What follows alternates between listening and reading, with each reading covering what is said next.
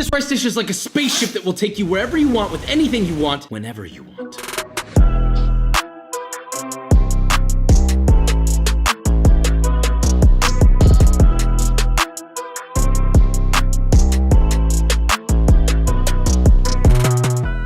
Okay, so today we're making paella. Now, this is like a recipe that's a vehicle to any land, any destination you could possibly want, obviously within the vicinity of Spanish cuisine, but you can put protein, you can put seafood, you can do a mix. It's all solidified in one pan. This is like the one pot meal that started the one pot meal trend. Not literally, but you see where I'm going. It's variety and flavor. What more do you want? But you know what else fills your life with variety and flavor? Coffee. And that's where today's sponsor, Trade Coffee, comes in. Trade matches you with the perfect selection and combination of coffee beans for you. All you have to do is take a simple quiz, choose your delivery destination, rate each of the matches as they develop for you, and they'll deliver the perfect personalized coffee right to your door.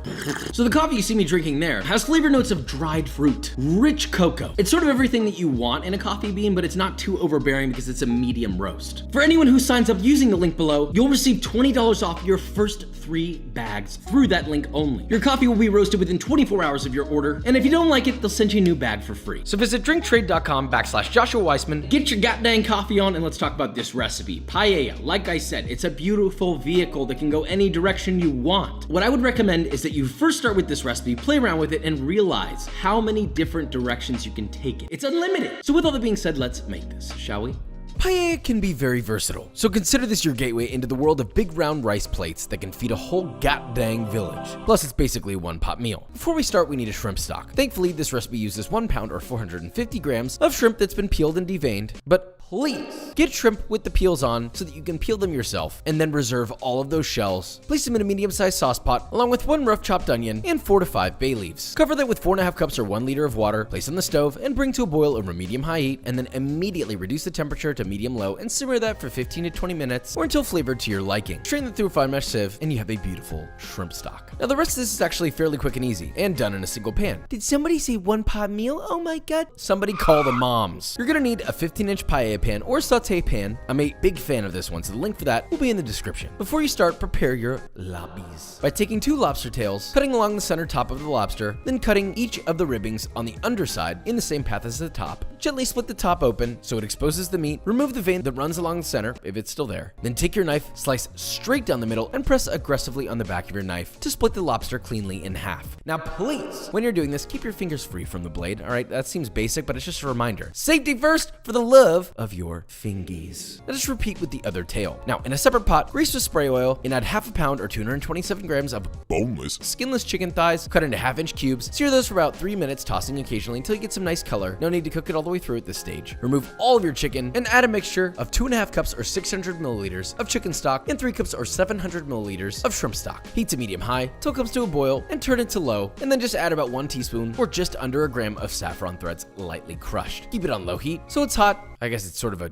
2-pot meal at this point. Now it is time. Paella has some rules, so listen carefully. 1. You must use bamba or some other Spanish short grain rice, but I'm using bamba here. 2. This is the polar opposite of most ways we cook rice and is done with no lid or washing and in an open pan. I know, seems wrong. This is how it's done. And 3. Do not stir. What are you making, risotto? Relax. Now, in a 15-inch paella pan or saute pan, heat 2 tablespoons or 23 grams of extra virgin olive oil over medium heat. Once it begins to shimmer, add 5 ounces or 140 grams of finely cubed Spanish chorizo. That's Spanish chorizo. Spanish chorizo is not the same as Mexican chorizo. Now, cook that stirring occasionally for 1 to 2 minutes or until the chorizo begins to get a little crispy and has rendered most of its fat. And next you'll add your sofrito, consisting of a mixture of 1 yellow onion, very finely chopped, 1 red bell pepper, also finely chopped, and 5 cloves of garlic, finely chopped. All tossed together and then placed into your pan. Season that generously with salt and pepper and saute for 3 to 4 minutes or until softened. Then add 1 cup or 245 grams of canned diced tomatoes and 1 bay leaf and 2.5 teaspoons or 7 grams of smoked paprika. Season to taste with salt and cook that down, stirring often until most of the liquid is gone, about 3 minutes. Then add 1 cup or 240 milliliters of dry white wine. Again, let that simmer down until the majority of your wine has been reduced out, about 5 to 8 minutes. Now finally, add your chicken back, stir together till the chicken is hot, then add 3 cups or 570 grams of bamba rice. Stir together, allowing the rice to toast for about 1 minute, then slowly pour in your hot saffron broth all evenly around your paella pan. Gently shake the pan to even out the rice, let that come to a simmer over medium-low, and cook uncovered for 15 minutes. Now, if allowed lot of the liquid is evaporated and it's not really starting to soften yet, then you can add another cup or so of water around the pan and simmer for a grand total of 15 to 18 minutes. Another thing that makes paella special is this moment. Add in your seafood. First, this begins with your split lobster tail, arranging them in a pattern like this and nestling them into your rice, flesh side down. Then nestle your shrimps nicely all around the rice, and finally nestle in 1 pound of cleaned little neck clams. I do actually like to stand my shrimp up like this. Yes, they look like they're dancing, oh ha ha ha, but also makes them cook more evenly. Simmer that for another 5 to 8 more minutes, and once it looks like there isn't any more liquid bubbling and it starts to smell a little toasted on the bottom of the pan, that's great. To finish this, you'll cut the heat and immediately cover it tightly with foil to steam cook this for another 10 to 12 more minutes. Now, if for some reason the lobster still hasn't finished cooking, you can always keep the foil on and pop it in a 350 oven for about 5 to 8 more minutes, and that should do it. Then just pull out your beautiful shimmering pan, looking like a swirling vortex into an oceanic world. Immediately hit that with some high quality extra virgin olive oil, ideally Spanish, which would make sense here. Scatter around some lemon cheeks, just barely cut on the outside of the core of a lemon to avoid the seeds to get a pure juicy flesh. Finish that with some fresh flat leaf parsley, making a little garden with happy thoughts. And right there is a stunning centerpiece to your table. Kiss 2 horses on their ears and call back home. But wait, before we get too happy about this, the bottom of the paella is just as important as the top. If you did this correctly, then the underside of the paella will be heavily caramelized and chock full of crispy rice. This is called socarat, and hopefully the Spanish homies will give Papa a little kiss for this one. Now let's see if this party of a rice dish reigns supreme over the world of rice recipes. Good Lord. Traditionally would be served right in front of you. You got your little bowl or plate, get yourself some stuff, and you just keep going. But let me just point something out. We secured the socarat. Socarat? Socarat? Socarat. I'm not the greatest with the pronunciation thing, but I got the crisp. That's all I gotta say. So you can't say that this isn't paella. Good God. So first, it's almost like a sandwich. You have 2 layers, caramelized rice at the top, soft pillowilly rice in the middle, and crisp rice at the bottom. You can taste the fragrance of the saffron. And then of course, perfectly cooked seafood. And if that is not enough for you, hit it with a little bit of lemon to freshen it. Yeah, there's a lot of ingredients. Yeah, it takes a little bit of time, but everything's done in 1 pan. This was unintentionally a 1-pot meal, but what more could you possibly want? That's what it is. You want to know what else has a big, shining, bountiful platter full of everything that the ocean has to offer? B-roll.